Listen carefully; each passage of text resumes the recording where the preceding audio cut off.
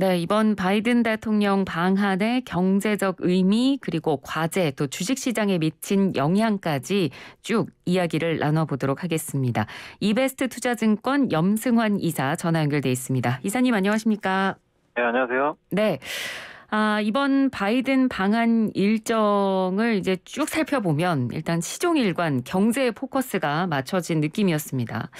가장 먼저 소화한 일정이 이제 삼성전자 평택 반도체 공장을 방문한 건데 이 행보 이사님께서는 어떤 의미라고 보셨습니까?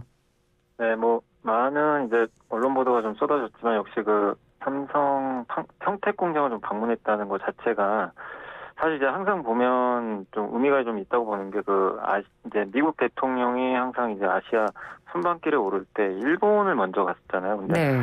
한국을 먼저 방문했는데 그것도 이제 내리자마자 바로 그 평택 공장에 방문했고 또 거기에 웨이퍼에 또 사인을 했잖아요. 그렇죠. 서명을 했기 때문에 결국 이제 반도체가 그만큼 좀 중요하다는 걸 대내외로 좀 알린 것 같고 특히 미국은 사실 반도체 설계 최강국입니다. 그래서 설계가 한 절반 정도 되고 인텔이나 마이크론 같은 기업들이 제조를 담당하는데 그게 비중이 한 30% 되는데 네. 작년에 반도체 자동차 반도체가 없어가지고 차를 못 만들었잖아요. 네. 그거 보고 이제 바이든 대통령이 크게 충격을 좀 받은 것 같더라고요. 작년 말부터 계속 이제 공급망, 반도체 공급망 얘기를 좀 꺼냈는데 근데 이제 한국은 미국과 좀 다르게 이 반도체 전체 산업에서 90%가 제조예요. 네. 그러니까 거의 그냥 제조 쪽에 특화된 그런 나라 중에 하나인데 또 특히 이제 평택 공장이 워낙 또 세계 단일 공장으로 가장 크고 또 상징성이 있다 보니까 네. 이제 미국 입장에서는 한국의 이제 반도체 제조망을 좀 이용을 하고 싶다는 거죠. 한마디로. 그래서 이제 반도체가 중요하고 반도체 제조의 최강국인 한국의 이제 평택 삼성 공장을 방문을 해서 그걸 어쨌든 바이든 대통령이 좀 선언을 한 게 아닌가. 우리 미국 입장에서도 어쨌든 반도체가 가장 좀 중요하다. 그걸 좀 알린 좀 의미로 좀 읽는 게 좀 맞지 않나라고 좀 보고 있습니다. 네. 그러니까 반도체 제조 생산국인 우리나라의 어떤 중요성을 이제 바이든 대통령이 그 중요성의 상징적인 의미를 가지고 있는 이제 공장에 가서 한번 좀 각인시켜주고 부각시켜준 부분이 있고 그리고 또 어떻게 보면 이제 삼성전자가 사실 지난해에 이 미국 텍사스주 쪽에 이제 투자를 약속을 한 적이 있었잖아요. 미국에 직접 가서 이 부분에 대한 화답성 성격도 있다. 이렇게 보는 시각도 있더라고요. 네, 일단 이제 사실 테일러시죠. 이제 오스틴에 공장이 사실 있는데 이제 그 옆에 있는 이제 텍사스의 테일러시에 이제 우리나라 돈으로 20조 정도 되는 돈이죠. 네. 이 돈을 이제 투자해서 파운드리 건설을 하기로 이제 확정을 했고 사실 이제 이 파운드리가 중요한 이유는 이제 경쟁사가 있죠. 이제 TSMC라는. 네. 삼성 입장에서는 이제 세계 1등이 되기 위해서 노력을 하는데 사실 워낙 TSMC가 투자를 좀 많이 하고 있어요. 그러니까 TSMC만 해도 1등 기업인데 연간 50조 투자하거든요. 네. 근데 삼성은 지금 이번에 투자하는 게 20조 정도 되잖아요. 네. 근데 이제 인텔이 뒤에서 또 쫓아옵니다. 이 3위 기업. 인텔도 연간 30조. 그러니까 저 20조도 사실 많다고 할 수는 없는 건데 네. 어쨌든 이제 삼성 입장에서는 미국의 공장을 짓는 이유는 사실 여러 가지가 있겠죠. 상징적인 면도 있겠고 사실 또 주요 고객사가 미국에 많이 있거든요. 네. 애플이라든가 이런 기업들이. 근데 이제 미국 현재 이렇게 또 대규모 공장을 지어주면 바이든 입장에서도 좋을 수 있지만 삼성 입장에서도 이제 주요 고객사를 또 확보할 수 있는 네. 또 어떤 이제 창구 역할을 또 할 수가 있기 때문에 그런 것들이 이제 맞아 떨어져 가지고 일단 투자를 좀 결정을 했던 것 같고 사실 이번 평택 공장도 그런 이제 비메모리 파운드리 양산을 할 수 있는 능력은 있는데 네. 어쨌든 한국에 있잖아요. 그렇죠. 근데 이제 어쨌든 이제 미국에서 직접 공급이 가능하기 때문에 좀 그런 이제 결단을 내린 게 아닌가라고 좀 생각을 하고 있습니다. 네. 그리고 또 이제 마지막 날에는 현대차그룹 정의선 회장과도 바이든 대통령이 단독 면담을 했습니다. 그리고 이 자리에서 이제 미국의 50억 달러를 현대차그룹이 추가 투자하겠다 이런 약속을 이제 받아내기도 하면서 연시지도 흡족한 모습을 바이든 대통령이 보이기도 했는데 이 부분은 어떤 의미로 해석할 수 있을까요? 원래 이제 신규 전기차 공장을 이제 짓는 거는 이제 확정이 좀 돼 있었죠. 사실 이제 조지아 쪽에 이제 현대차가 이제 이게 이제 전기차만 만드는 이제 전용 공장인데 요거를 이제 확정을 했는데 사실은 어떻게 보면 이제 깜짝 발표했죠. 전혀 예상을 못했던 추가 발표가 나온 거죠. 그래서 이번에 50억 달러, 6조 3천억을 좀 들여가지고 로보틱스 이제 이쪽은 이제 전기차 전용 공장보다는 자율주행이라든가 뭐 UAM이라 그러죠. 에어택시라고 이제 불리는 네. 이런 거라든가 이제 로보틱스. 사실 이제 현대차 그룹도 이쪽 사업을 계속 좀 활발하게 정보하고 있는데 어쨌든 좀 미국에서 투자를 해가지고 이쪽 사업을 좀 키우겠다라는 의지를 좀 보여준 것 같고 사실 이제 항상 현대차 그룹을 좀 바라볼 때 많은 분들이 그러니까 이건 뭐 주식 관점에서 이제 뭐 기업 가치를 보시는 분들 입장에서는 네. 뭐 경쟁력은 있는 것 같은데 결국 미국에 좀 공장을 지어야 되는 거 아니냐. 왜냐하면 이제 미국에 현지 공장이 있고 없고 차이가 있는 게 향후 미국은 자국 생산업체 인센티브를 제공할 예정이거든요. 네. 그러니까 이제 만약에 이 현대차가 이 울산 공장에서 수출하는 거랑 미국의 조지아주 공장에서 직접 지어서 미국에 납품하는 거랑 이게 인센티브가 달라요. 그러니까 자국에서 생산을 하게 되면 이제 보조금을 주는 거죠. 그렇죠. 전기차의 일정 부분. 그래서 이제 그런 것들을 사실 현대차 입장에서도 사실 이제 거부하기가 좀 어렵기 때문에 네. 그래서 좀 이런 결정을 했던 것 같고 어쨌든 미국은 또 어떻게 보면 자율주행차라든가 이런 4차 산업혁명의 최선두 국가잖아요. 네. 그럼 기반 시설들이 또 잘 갖춰져 있거든요. 그래서 현대차 입장에서도 이런 투자를 통해서 그런 것들을 또 확보할 수가 있기 때문에 서로 좀 윈윈할 수 있어서 이런 투자를 좀 결정한 게 아닌가라고 좀 생각을 하고 있습니다. 네.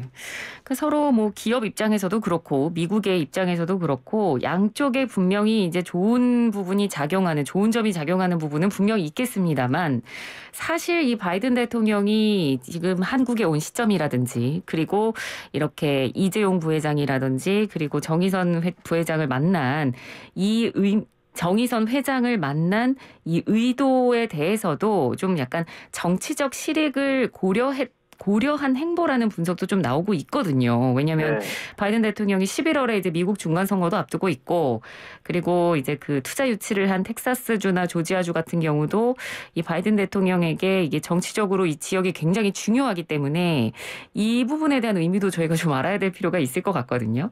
네. 그러니까 굉장히 좀 그것도 사실 이제 정치적인 얘기니까 뭐 사실 뭐 바이든 대통령 속마음까지 우리가 알 수는 없지만 이제 뭐 추측을 좀 해본다면 일단 첫 번째가 지금 미국 바이든 대통령이 공지에 가장 몰린 게 물가잖아요. 물가가 너무 높거든요, 사실은.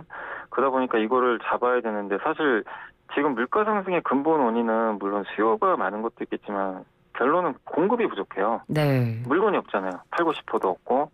그러니까 수요와 공급의 법칙에 의해서 수요가 많으면 당연히 가격 올라가지만 공급이 많이 줄어버리면 당연히 물건값은 더 올라가는 거죠. 지금은 공급이 문제가 생긴 거거든요. 근데 연준이 아무리 금리를 올린다고 해서 당장 물가가 잡히는 건 사실 아닙니다. 네. 공급을 해결을 해야 돼요. 그럼 공급을 해결하는 가장 좋은 방법은 투자를 해서 그냥 물건을 많이 만들면 되거든요. 자, 그러면 이제 물가가 자연스럽게 내려갑니다. 근데 지금 제일 부족한 게 역시 반도체죠. 네. 반도체도 있고 뭐 배터리도 있을 거고 뭐 철강 제품도 있고 다양한 이런 것들이 있는데 에너지라든가 이런 거는 사실 러시아가 지금 또 좌지우지하다 보니까 미국이 컨트롤할 수가 없어요.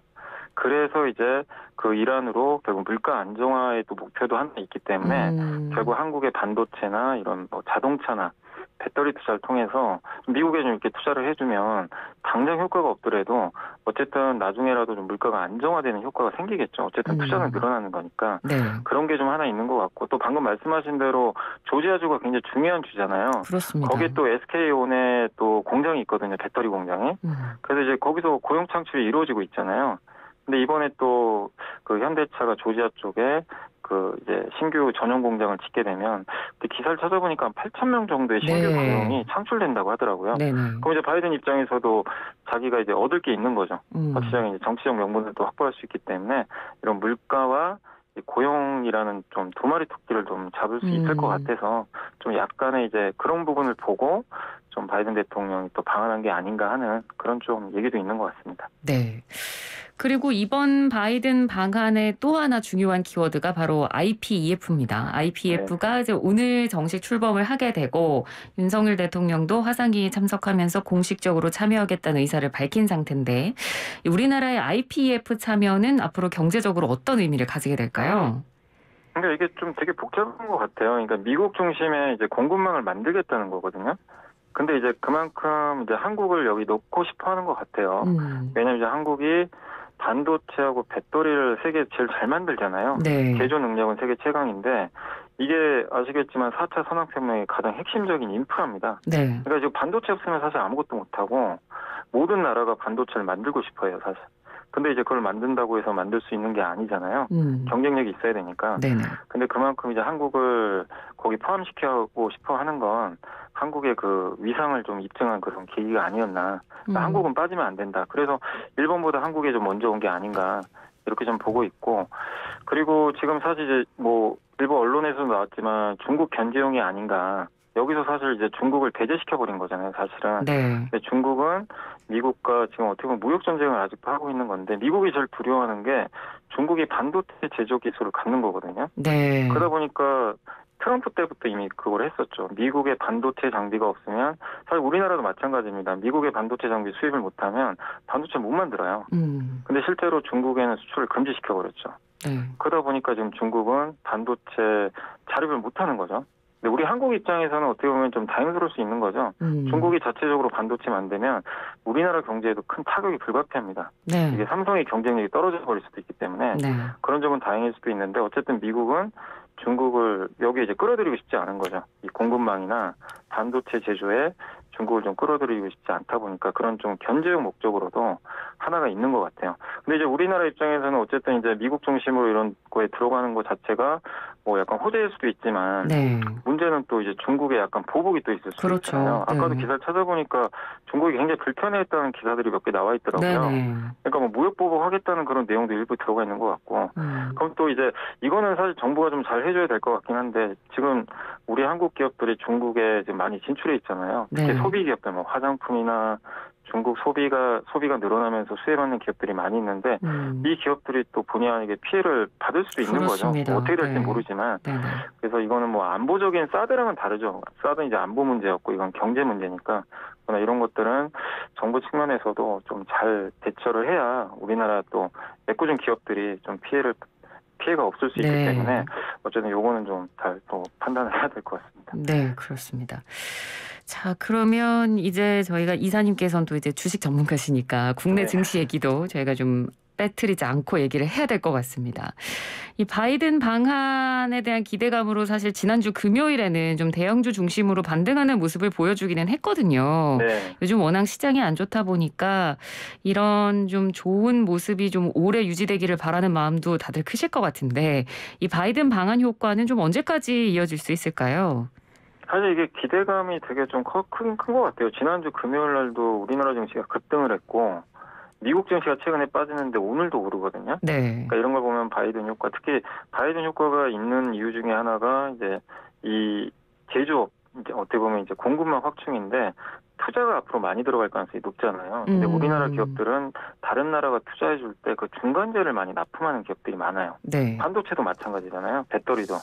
그러다 보니까 투자 확대할 때 수혜인데 이런 투자가 이제 늘어나게 되면 한국 기업들의 앞으로의 성장이 크게 나올 수가 있다 보니까 근데 이 기업들이 또 시가총액이 굉장히 큰 편입니다. 뭐 삼성전자만 해도 시총이 제일 크니까. 네. 그래서 한국 증시에는 일단 우호적으로 작용하는데 다만 이제 우리가 생각할 건 뭐냐면 이거는 어디까지 이제 이런 이제 계획의 일환이지 또 상황이 또 어떻게 바뀔지는 또 모르는 거거든요. 네네. 그러니까 뭐 100을 투자한다고 했는데 또 상황이 또 바뀔 수도 있는 거고 그래서 항상 그 투자하신 분들이 좀 체크하실 거는 이런 것들이 구체적으로 실현이 되는지. 그러니까 지금 밑그림은 그려놨잖아요. 네. 여기 색칠을 잘해야 되거든요. 색칠을 내가 원하는 색으로 할 수 있는지 없는지는 이제 실적이나 이런 구체적인 어떤 숫자를 보시면서 계속 체크를 해야 되겠습니다. 어쨌든 지금은 그림은 그려졌고 기대감은 높아서 당분간은 좀 괜찮을 것 같아요. 네. 나중에는 이게 진짜로 구체적으로 어떤 식으로 확정이 돼서 우리나라 기업들이 얼마만큼의 수혜를 받고 있는지를 좀 봐야 될 것 같고 근데 분명한 건 어쨌든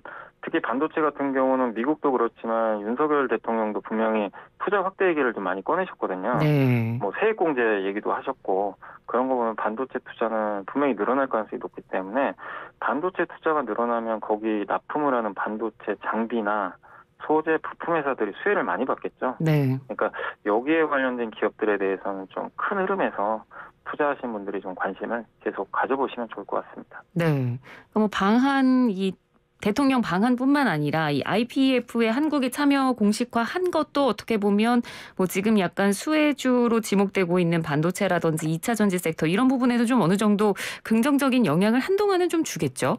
네, 거기에 이제 들어가게 되면 이제 미국 중심의 공급망이거든요. 네. 그러니까 미국이 이제 이쪽에 투자를 확대하고 싶어하고 미국이 이제 현지 투자를 해달라는 거죠, 어떻게 보면은. 그리고 미국 입장에서도 제조업 최강국이 한국, 일본, 대만이잖아요.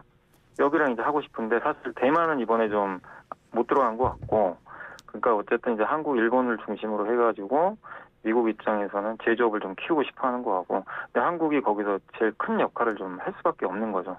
그러면 그런 것들을 공급할 수 있는 우리 한국의 반도체, 뭐 배터리, 뭐 중소형주들이 저는 좀 큰 역할을 할 수 있다라고 좀 생각을 하고 있습니다. 네. 그 조금 전에 이사님께서도 이제 지금은 밑그림을 크게 그려놓은 상태이기 때문에 앞으로 상황을 계속 주시해야 된다라고 말씀을 해주셨습니다만, 네. 그러니까 지금 상황이 이렇게 잠깐 좋아도 사실 이번 주만 해도 우리 금통위도 이번 주에 지금 네네. 예정이 돼 있고 또 같은 날 미국에서 그 연준 연방공개시장위원회 의사록 결과 발표도 예정이 돼 있는 상태라 네. 이게 또 결과가 어떻게 나오느냐에 따라서 또 이 효과가 어떻게 갈지 또 그것도 모르는 부분이죠.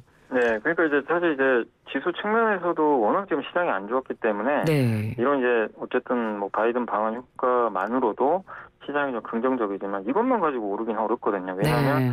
시장을 근본적으로 누른 이유는 이게 아니라 결국에 이제 중국의 봉쇄, 거기에 전쟁 리스크로 인한 물가 상승, 또 미국 연준의 긴축이잖아요. 예. 이 세 가지가 이제 너무 맞물려가지고 증시가 힘들었는데 이게 다 이런 거에 해소돼야 어쨌든 올라가는 그렇습니다. 거거든요. 네네. 그래서 근데 그나마 한 가지 희망은 지금 뭐 미국 긴축이나 전쟁 리스크는 해소되긴 당장 어려워요. 네. 근데 하나의 축이죠. 중국이 봉쇄령을 지금 완화시키고 있고 6월 1일 목표로 상해시가 완전 개방한다고 하더라고요. 네. 그리고 중국도 지금 지난주에 부동산 대출 금리를 낮춰버렸거든요. 부양을 한다는 얘기죠. 그러니까 중국 경기가 좀 휘청이는 게 우리나라한테도 부담인데 이게 이제 조금씩 풀리기 시작했어요. 그래서 최악의 상황은 좀 지나가고 있다. 중국 리스크는 좀 해소되고 있고 전쟁은 우리가 어떻게 할 수 없는 것 같고 네. 이제 남은 퍼즐은 이제 미국이 조금만 좀 이 긴축 속도를 완화시켜주면 좋겠죠. 근데 이거는 물가를 봐야 돼요. 네. 한두 달 정도. 그래서 계속해서 이제 우리가 앞으로 체크할 거는 최악은 지나가는데 물가가 언제쯤 고점을 찍고 내려가느냐. 여기에 연준의 속도가 달려있기 때문에 물가 지표를 계속 체크하셔야 될 것 같고 그래서 이제 말씀드리고 싶은 거는 이번 주 금요일 날 미국의 개인 소비 지출 물가 지표가 하나 발표가 돼요. 네. 그게 이제 좀 고점을 찍고 내려오는지 그걸 좀 면밀히 체크해 보셔야 될 것 같습니다. 네, 알겠습니다. 오늘 말씀 잘 들었습니다. 고맙습니다. 네, 감사합니다. 네, 지금까지 이베스트 투자증권 염승환 이사였습니다.